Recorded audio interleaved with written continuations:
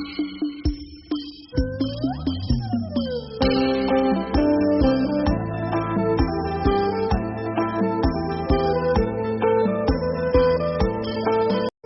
ะวัติปราสาทยายเหงา 1. ข้อมูลเบื้องต้น ชื่อ ปราสาทยายเหงา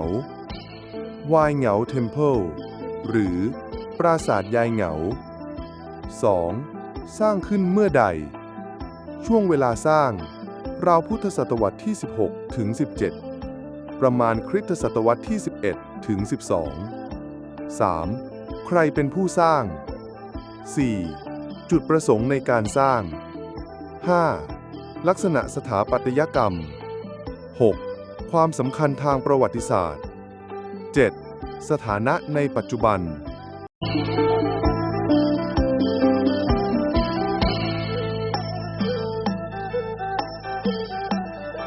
เจาะลึกข้อมูลเบื้องต้น ปราสาทยายเหงา ชื่อและที่ตั้ง ชื่อเรียก ปราสาทยายเหงา ยายเหงาอาจมาจากชื่อของบุคคลในท้องถิ่น หรือตำนานพื้นบ้านที่สืบทอดกันมา เป็นชื่อที่สะท้อนความผูกพันของชาวบ้านกับสถานที่ ตั้งอยู่ที่ หมู่บ้านโพนสูง ตำบลโพนสูง อำเภอขุนหาร จังหวัดศรีสะเกษ บริเวณเทือกเขาพนมดงรัก ซึ่งเป็นแนวภูเขาตะเข็บชายแดนไทยกัมพูชา พิกัดทางภูมิศาสตร์โดยประมาณ ลัติจูด 14.538 องศาเหนือ ลองติจูด 104.643 องศาตะวันออก บริบทภูมิประเทศ ปราสาทตั้งอยู่ในพื้นที่สูง ใกล้แนวภูเขา เป็นลักษณะภูมิประเทศเชิงเขา ใกล้เส้นทางโบราณที่เชื่อมระหว่างที่ราบสูงอีสานกับดินแดนเขมรโบราณในปัจจุบัน เป็นทำเลที่เหมาะกับการตั้งศาสนสถาน และอาจใช้เป็นจุดพักของผู้เดินทางในอดีต ประเภทของโบราณสถาน จัดอยู่ในประเภทศาสนสถานแบบของโบราณ มีลักษณะเป็นปรางเดี่ยว หรือหอศักดิ์สิทธิ์ประจำศาสนสถาน สันนิษฐานว่าสร้างขึ้นเพื่อประกอบพิธีกรรมทางศาสนา โดยเฉพาะในลัทธิไสยวนิกายของศาสนาฮินดู สถานะทางโบราณคดี ขึ้นทะเบียนเป็นโบราณสถานของชาติโดยกรมศิลปากร ได้รับการสำรวจ บูรณะ และดูแลเพื่อรักษาสภาพโบราณสถานให้คงอยู่ ปรากฏในเอกสารของกรมศิลปากร และแผนที่การกระจายของศาสนสถานของในภาคอีสาน ความเชื่อมโยงทางวัฒนธรรม เป็นส่วนหนึ่งของเครือข่ายปราสาทหินในแนวเขาพนมดงรัก เช่น ปราสาทตาเมือง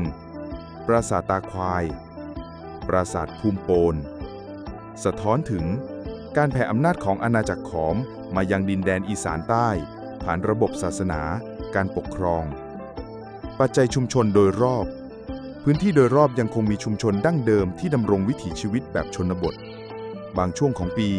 มีการจัดกิจกรรมท้องถิ่นเช่น ประเพณีไหว้ปราสาท พิธีกรรมบูชาภูมิเจ้าที่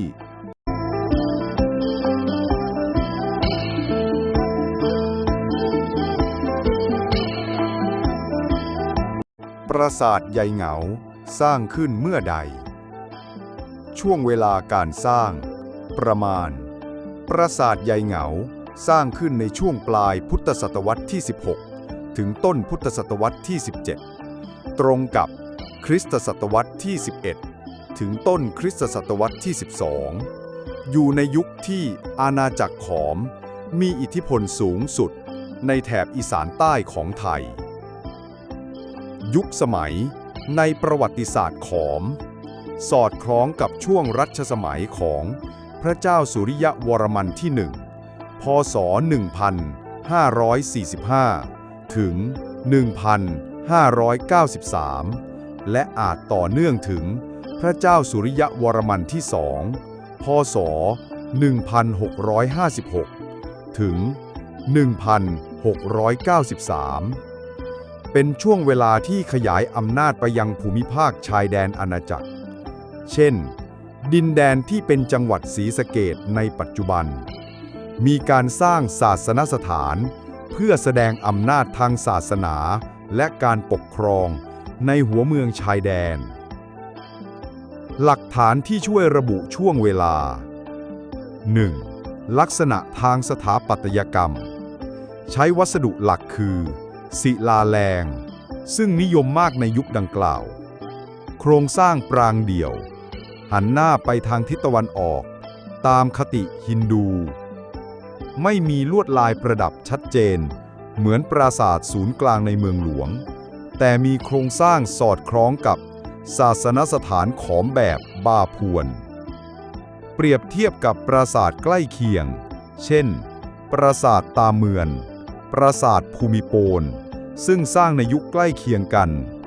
ลักษณะการใช้ศิลาแรงและผังศาสนสถานใกล้เคียงกับ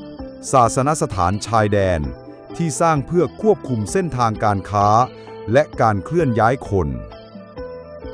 บริบทภูมิรัฐศาสตร์และศาสนาปราสาทในยุคนี้มักถูกสร้างบนเส้นทางโบราณเชิงยุทธศาสตร์เช่นช่องเขาหรือทางคาราวานหรือจุดพักของนักบวชและกองทัพใช้เพื่อประดิษฐานศิวลึงซึ่งเป็นสัญลักษณ์ของพระศิวะในศาสนาฮินดูไสยวนิกายหรือเป็นจุดประกอบพิธีกรรมและรักษาศูนย์อำนาจทางศาสนาของอาณาจักรขอมสรุปโดยย่อรายการรายละเอียดช่วงเวลาโดยประมาณพุทธศตวรรษที่ 16 ถึง 17 ราวคริสตศักราช 1550 ถึง 1150 ยุคราชวงศ์พระเจ้าสุริยวรมันที่ 1 ถึงช่วงต้นของพระเจ้าสุริยวรมันที่ 2 รูปแบบศิลปะขอมแบบบาพวนบริบทการสร้างเพื่อประกอบพิธีกรรมฮินดูไสยวนิกายเพื่อควบคุมเส้นทางยุทธศาสตร์ชายแดนเพื่อแสดงอำนาจของอาณาจักรขอม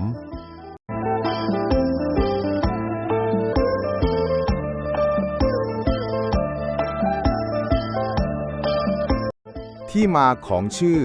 ยายเหงาเรื่องเล่าพื้นบ้านในพื้นที่ตำบลโพนสูงอำเภอขุนหารจังหวัดศรีสะเกษมีเรื่องเล่าปากต่อปากที่สืบทอดกันมาหลายชั่วรุ่นว่าเคยมีหญิงชราผู้หนึ่งซึ่งเป็นผู้ศรัทธาในศาสนาอย่างแรงกล้าอาศัยอยู่ในบริเวณใกล้กับศาสนสถานแห่งนี้ผู้คนเรียกนางว่ายายเหงาเพราะนางใช้ชีวิตอย่างเงียบสงบโดดเดี่ยวไร้ลูกหลานพำนักอยู่เพียงลำพังในป่าริมเขานางมักไปบำเพ็ญภาวนาและทำบุญสม่ำเสมอที่ปราสาทหินใกล้ภูเขาซึ่งเชื่อกันว่า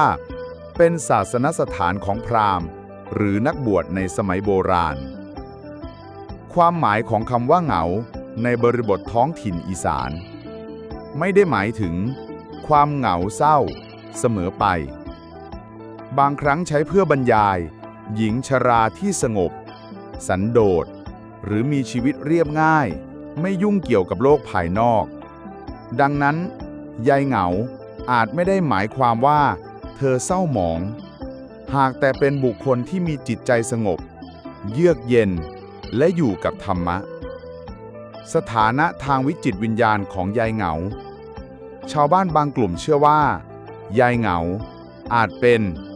ผู้บำเพ็ญเพียรในสายพราหมณ์หรือฤาษีอาจเป็นผู้ดูแลหรือผู้สืบทอดศาสนสถานในยุคที่ปราสาทเริ่มถูกพิงร้างบ้างก็เชื่อว่านางกลายเป็นวิญญาณผู้พิทักษ์สถานที่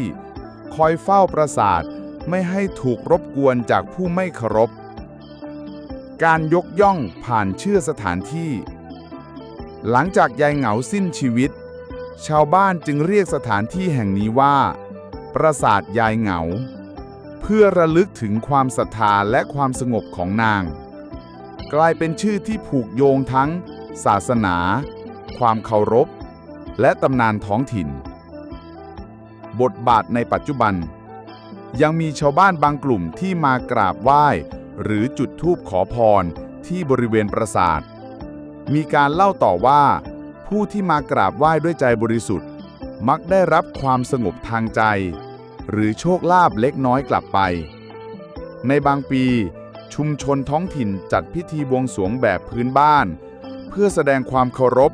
ต่อดวงวิญญาณของยายเหงา สรุปใจความสำคัญของตำนานยายเหงา หัวข้อ รายละเอียด ลักษณะบุคคล หญิงชราผู้ศรัทธาในธรรมะ ใช้ชีวิตเงียบสงบใกล้ศาสนสถาน ความหมาย เหงา สงบ เรียบง่าย ไม่ได้แปลว่าเศร้า ความเชื่อท้องถิ่น เป็นผู้เฝ้าปราสาทหรือวิญญาณผู้พิทักษ์ การยกย่อง ชื่อปราสาทตั้งตามชื่อของนาง พิธีกรรม มีการบวงสรวงในบางโอกาส และความเชื่อเรื่องพร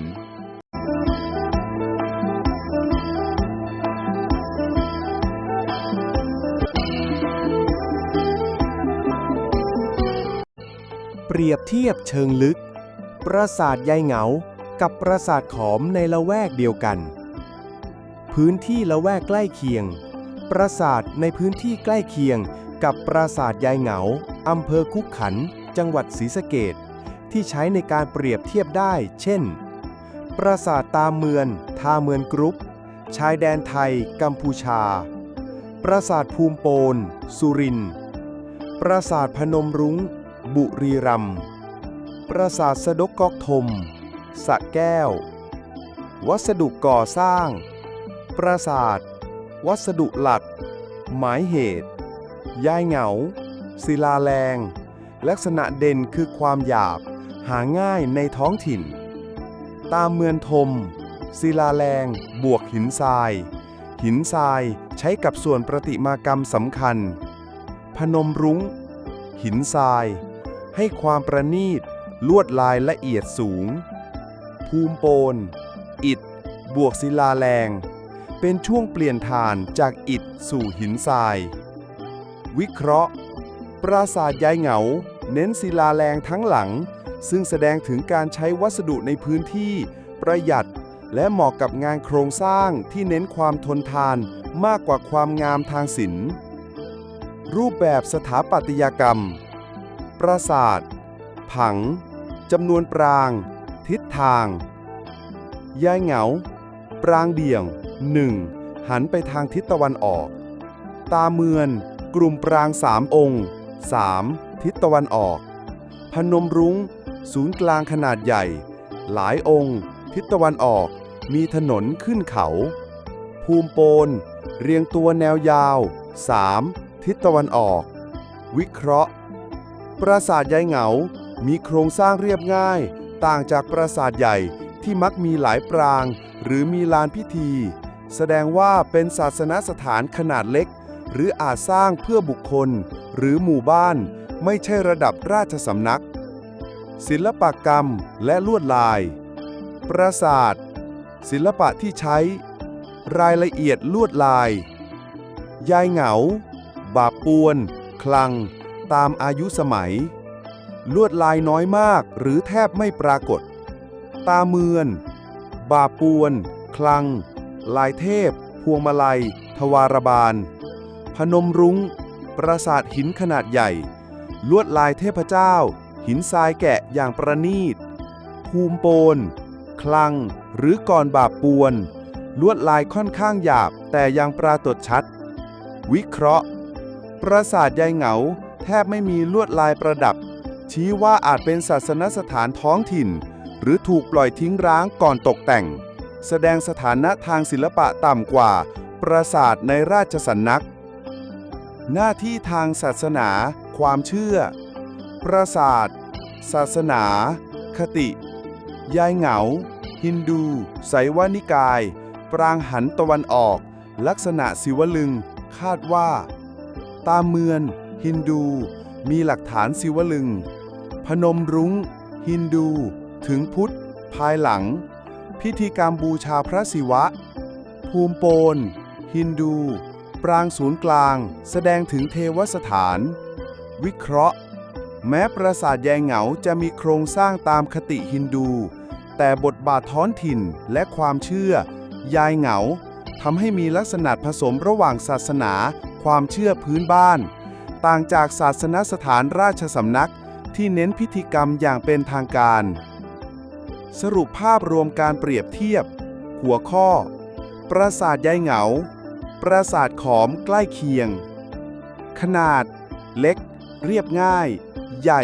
มีโครงสร้างซับซ้อน วัสดุ ศิลาแรงล้วน หินทราย อิฐ ศิลาแรง ลวดลาย ไม่มี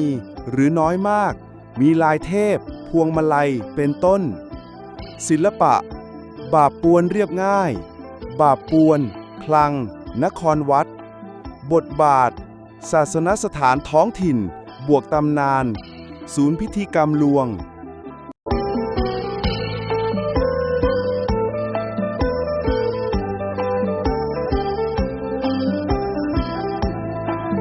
เจาะลึกผู้สร้างปราสาทในแนวพนมดงรัก ชื่อปราสาท ผู้สร้างที่คาดว่า ยุคหรือรัชกาล หลักฐานหรือวิเคราะห์ ตาเมือนโต๊ดขุนนางท้องถิ่นหรือข้าราชสำนักอังกอร์ ปลายรัชกาลพระเจ้าชัยวรมันที่ 5 ปลายพุทธศตวรรษที่ 15 ศิลปะแบบคลังมีลักษณะเรียบง่าย แสดงถึงการก่อสร้างในพื้นที่ชายขอบ โดยกลุ่มที่ได้รับมอบหมายจากศูนย์กลาง ตาเมือนทม ราชสำนักอังกอร์หรือโดยตรงในรัชกาลพระเจ้าสุริยวรมันที่ 1 ต้นพุทธศตวรรษที่ 16 ขนาดใหญ่มีทางเดินเชื่อมต่อศาสนสถานซับซ้อน แสดงถึงความสำคัญระดับราชอาณาจักร อาจเกี่ยวข้องกับเส้นทางแสวงบุญหรือยุทธศาสตร์ ตาเมือนชายน้อย นักบวชหรือกลุ่มนักพรตปลายพุทธศตวรรษที่ 15 ถึงต้นที่ 16 ไม่มีจารึกโดยตรง แต่ลักษณะเรียบง่าย สันนิษฐานว่าเป็นที่พักหรือลานบูชาระหว่างเส้นทางแสวงบุญ ยายเหงา ไม่ทราบแน่ชัด อาจเป็นกลุ่มท้องถิ่นภายใต้การสนับสนุนจากอังกอร์ กลางพุทธศตวรรษที่ 16 ขนาดเล็กไม่มีจารึกแต่ใช้ศิลปะปาปวนบางส่วน สื่อถึงการขยายศิลปกรรมออกสู่ชายแดน พนมรุ้ง ขุนนางชื่อนเรนทราทิต นรสีหมาวรมัน หรือนเรนทรดิตยะ ราวพศ 1650 ถึง 1700 สมัยสุริยวรมันที่ 2 พบจารึกหลายหลักที่ระบุชื่อผู้สร้าง บางหลักบอกว่าเป็นเชื้อพระวงศ์จากเมืองหลวง เป็นผู้ดูแลด่าน และเส้นทางผ่านภูเขา ปราสาทหินเขาพนมสวาย พนมสรอล ถึงสวายกรุ๊ป นักบวชพุทธและพราหมณ์ผสมกัน ช่วงคริสตศตวรรษที่ 11 ถึง 13 เป็นศาสนสถานผสมพุทธพราหมณ์ มีเจดีย์เสริมในภายหลัง แสดงถึงความต่อเนื่องทางความเชื่อ วิเคราะห์รวม ใครคือผู้สร้างในเชิงโครงสร้างอำนาจ ระดับบทบาทในการสร้างปราสาทตัวอย่าง พระมหากษัตริย์กำหนดนโยบายก่อสร้างในเมืองสำคัญหรือพื้นที่ยุทธศาสตร์ ตาเมือนทม พนมรุ้ง ขุนนางท้องถิ่นหรือผู้ปกครองชายแดนดำเนินการตามราชองค์การหรือถวายเพื่อความดีความชอบ ตาเมือนโต๊ด พนมรุ้ง นักบวช นักพรตหรือพราหมณ์ดูแลสถานบำเพ็ญบุญหรือศาสนสถานเล็กตามเส้นทาง ตาเมือนชายน้อย ยายเหงา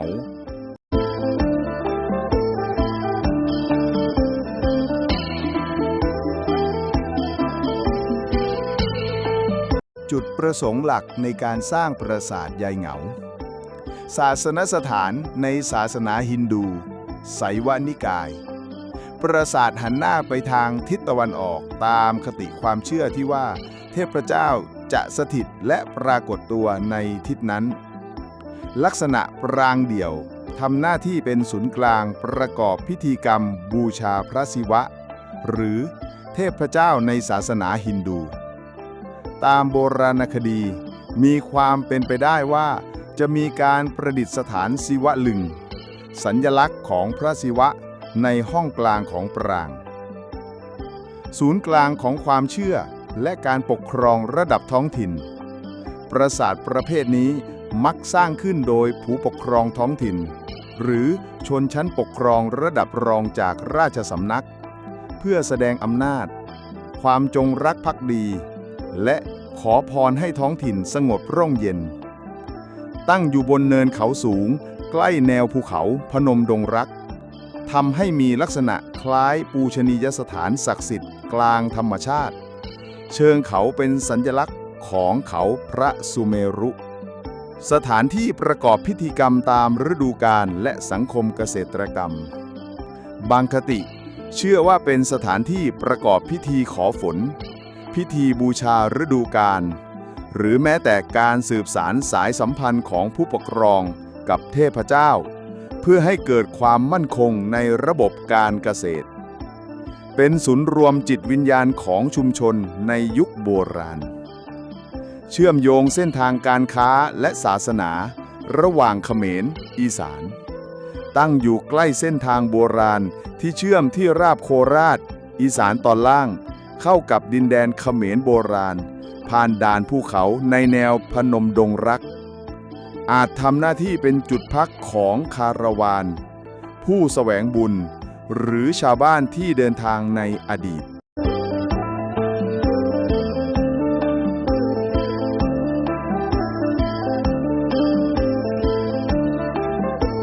เรื่องเล่า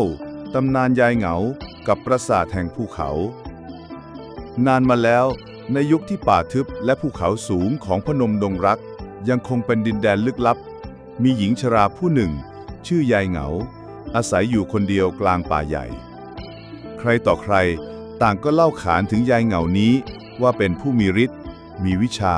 และจิตใจเมตตายายเหงาไม่ได้เป็นเพียงหญิงชราหากแต่เป็นนักบวชที่ลึกลับผู้เฝ้ารักษาศาสนาและธรรมชาติในภูเขาแห่งนี้วันเวลาผ่านไปเมื่ออาณาจักรเขมรขยายอำนาจมายังดินแดนนี้ยายเหงาได้รับมอบหมายจากพระเจ้าสูงสุดให้สร้างศาสนสถานขึ้นณจุดสูงสุดของภูเขาเพื่อเป็นสถานที่บูชาพระศิวะเทพเจ้าแห่งภูเขาและการทำลายล้างด้วยความศรัทธาและความเชื่อมั่นยายเหงานำชาวบ้านและช่างฝีมือในท้องถิ่นมาก่อสร้างปรางหินศิลาแรงขึ้นทีละก้อนทีละก้อนแม้ว่าจะต้องเผชิญกับอุปสรรคมากมายทั้งพายุฝนตกหนักและสัตว์ป่าที่ดุร้ายแต่ความมุ่งมั่นของยายเหงาไม่เคยลดน้อยลงในคืนหนึ่งที่พระจันทร์เต็มดวงยายเหงานั่งสมาธิอยู่ที่ยอดปรางได้ยินเสียงกระซิบของเทพเจ้าศิวะบอกให้เธอเฝ้าระวังและดูแลสถานที่นี้ให้ปลอดภัยเพื่อให้ผู้คนที่เดินทางผ่านภูเขามีที่พักพิงทั้งทางกายและทางใจตลอดหลายร้อยปีปราสาทยายเหงายังคงยืนหยัดเป็นดั่งศูนย์รวมจิตใจของชุมชนแถบนี้เป็นจุดพักของผู้เดินทางและคาราวานโบราณสถานที่ที่เรื่องเล่าของยายเหงายังคงถูกบอกเล่ากันต่อไปในค่ำคืนใต้แสงดาว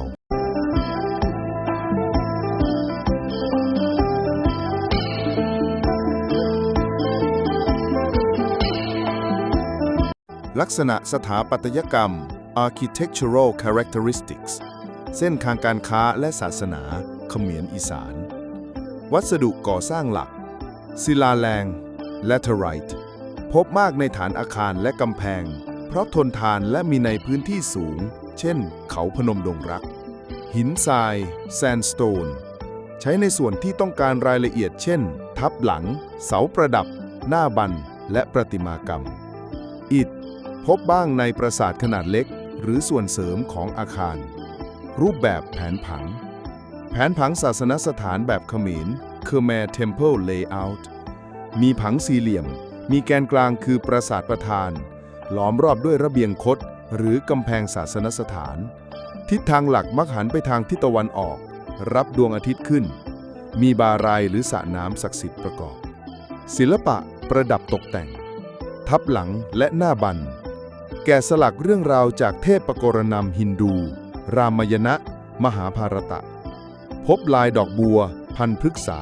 และสัตว์หิมพานต์รูปเคารพศิวลึงในปรางประธานของไสยวนิกายเทวรูปพระวิษณุในลัทธิไวยสนพหรือพระพุทธรูปในสมัยหลังลักษณะภูมิศาสตร์ของศาสนสถานสร้างบนพื้นที่สูงเชิงเขาสันเขาเช่นปราสาทพนมรุ้งปราสาทตาเมือนทมเชื่อมต่อด้วยเส้นทางหินโบราณ Ancient Stone Causeway สะท้อนความสัมพันธ์ทางการค้าและศาสนาอยู่ใกล้ทางผ่านธรรมชาติช่องเขาจุดตัดแม่น้ำหรือใกล้เส้นทางคาราวานการจัดองค์ประกอบเชิงสัญลักษณ์เขาพระสุเมนจำลอง แกนกลางของปราสาทเปรียบเสมือนศูนย์กลางจักรวาลตามคติพราหมณ์ ลวดลายสะท้อนจักรวาล เช่น วงกลมล้อมปราง หรือการแกะรูปเทพในตำแหน่งสำคัญตามทิศต่างๆ ศิลปะตามยุค ศิลปะบาปวน บาปูนสไตล์ ลวดลายอ่อนช้อยมากขึ้น มีพระโพธิสัตว์ปางต่างๆ ปรากฏในลายแกะ ศิลปะแบบแขลงสไตล์ โครงสร้างดูเรียบง่าย เสาประดับมีบัวหัวเสาเด่นชัด ศิลปะอีสานท้องถิ่น อีสานโลคอล มีการดัดแปลงเพื่อใช้วัสดุพื้นบ้าน เช่นการเสริมไม้ หรือการเปลี่ยนลวดลายให้ใกล้เคียงคติชุมชน การใช้งานร่วมกัน พิธีกรรม การพักค้าง การค้าขาย มีที่พักนักเดินทาง หรือศาลาริมทาง คล้ายศาสนสถานย่อย บางสถานที่มีทั้งจุดบูชา และจุดแลกเปลี่ยนสินค้า ใช้งานได้ทั้งเชิงพิธีกรรม และเป็นจุดรวมของคนต่างถิ่น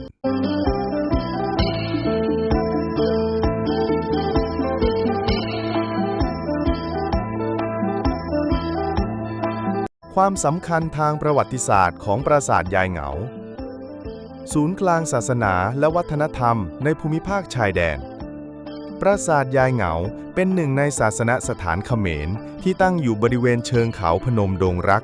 ซึ่งเป็นแนวชายแดนระหว่างอาณาจักรเขมรและแถบที่ราบสูงอีสานของไทยในอดีตทำหน้าที่เป็นศูนย์กลางการเผยแพร่ศาสนาฮินดู ลัทธิไสยวานิกาย และวัฒนธรรมเขมรสู่พื้นที่ภาคตะวันออกเฉียงเหนือ เป็นสถานที่สำคัญสำหรับพิธีกรรมทางศาสนาและพิธีบูชาที่เชื่อมโยงกับวิถีชีวิตและความเชื่อของผู้คนในท้องถิ่น บทบาทในเส้นทางการค้าและเส้นทางคาราวานโบราณ ปราสาทตั้งอยู่ใกล้เส้นทางโบราณที่เชื่อมต่อระหว่างที่ราบสูงโคราชอีสานตอนล่างกับอาณาจักรเขมร เป็นจุดพักสำหรับกองคาราวานเดินทางแลกเปลี่ยนสินค้าและแลกเปลี่ยนวัฒนธรรม สถานที่นี้ช่วยเสริมสร้างความมั่นคงและความร่วมมือทางเศรษฐกิจระหว่างสองอาณาจักร สัญลักษณ์ของอำนาจและการขยายดินแดน การก่อสร้างปราสาทยายเหงาสะท้อนถึงความพยายามของราชวงศ์เขมรในการขยายอำนาจมายังพื้นที่ชายแดน เป็นเครื่องหมายแสดงอำนาจทางศาสนาและการเมืองในดินแดนที่เป็นจุดเชื่อมโยงของสองวัฒนธรรม มีบทบาทสำคัญในการรักษาอาณาเขตและปกป้องเส้นทางสำคัญจากภัยคุกคาม หลักฐานทางโบราณคดีและการศึกษาประวัติศาสตร์ โครงสร้างและวัสดุของปราสาท เช่น ศิลาแรงและหินทราย เป็นแหล่งข้อมูลสำคัญในการศึกษาศิลปะเขมรยุคบาทปวรและคลัง ลวดลายแกะสลักและโครงสร้างของปราสาทช่วยให้นักโบราณคดีเข้าใจวิวัฒนาการทางศิลปะและเทคนิคก่อสร้างในภูมิภาคนี้ เป็นแหล่งศึกษาเกี่ยวกับความสัมพันธ์ระหว่างอาณาจักรเขมรกับชุมชนท้องถิ่นในอดีต การอนุรักษ์และบทบาทปัจจุบัน ปราสาทยายเหงายังคงเป็นแหล่งโบราณสถานที่สำคัญทางประวัติศาสตร์และวัฒนธรรม ดึงดูดนักท่องเที่ยวและนักวิจัยที่สนใจประวัติศาสตร์เขมรและการแลกเปลี่ยนวัฒนธรรมในภูมิภาค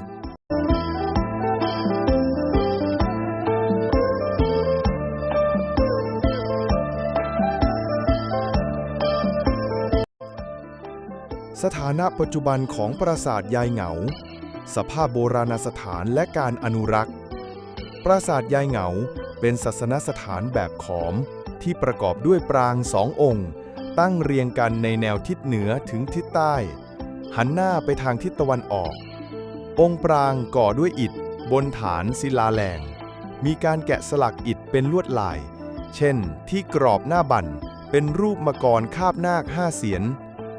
จากลักษณะแผนผังของอาคารปราสาทยายเหงาน่าจะประกอบด้วยปราง3 องค์ตั้งเรียงกันแต่ปัจจุบันเหลือเพียง2 องค์เท่านั้นภายในบริเวณปราสาทพบกลีบขนุนยอดปรางเสาประดับกรอบประตูเป็นต้นแกะสลักจากหินทรายจัดแสดงไว้อย่างเป็นระเบียบบริเวณด้านหน้าปราสาทการเข้าถึงและการเดินทาง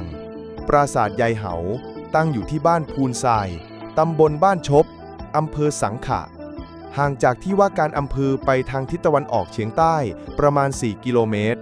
อยู่ริมถนนสายโชคชัยเดชอุดมทางหลวงหมายเลข24ระหว่างหลักกิโลเมตรที่189ถึง190 จะมีป้ายบอกทางจากถนนใหญ่เข้าไปเป็นทางคอนกรีตปนทรายประมาณ 800 เมตร การบูรณะและการดูแลรักษา ปราสาทยายเหงาได้รับการบูรณะและขุดแต่งแล้วเสร็จตามโครงการเมื่อไม่นานมานี้ เพื่ออนุรักษ์และส่งเสริมการท่องเที่ยวในพื้นที่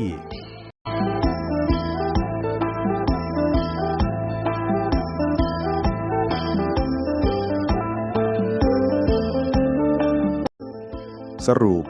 ปราสาทยายเหงาโบราณสถานสำคัญในจังหวัดสุรินทร์ปราสาทยายเหงาตั้งอยู่ในตำบลบ้านชบอำเภอสังขะจังหวัดสุรินทร์เป็นศาสนสถานขอมที่มีลักษณะเป็นปรางเดี่ยวและปรางคู่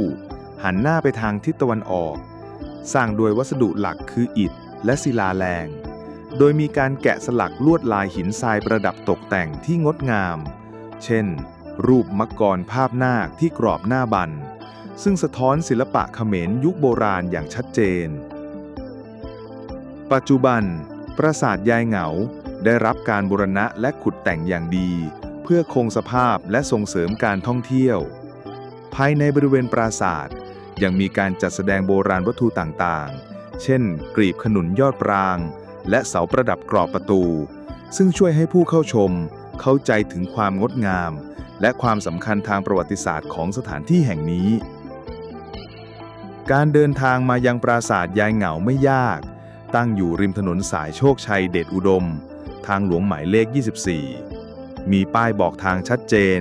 และมีถนนคอนกรีตเชื่อมต่อเข้าสู่โบราณสถานทำให้เป็นแหล่งท่องเที่ยวที่สะดวกต่อการเยี่ยมชมสำหรับนักท่องเที่ยวทั้งในและต่างประเทศ ปราสาทยายเหงาไม่เพียงแต่เป็นโบราณสถานที่งดงามเท่านั้นแต่ยังเป็นสัญลักษณ์แห่งความเชื่อและศรัทธาของชุมชนในอดีตที่เชื่อมโยงวัฒนธรรมและประวัติศาสตร์ของภาคอีสานกับอาณาจักรเขมรอย่างลึกซึ้ง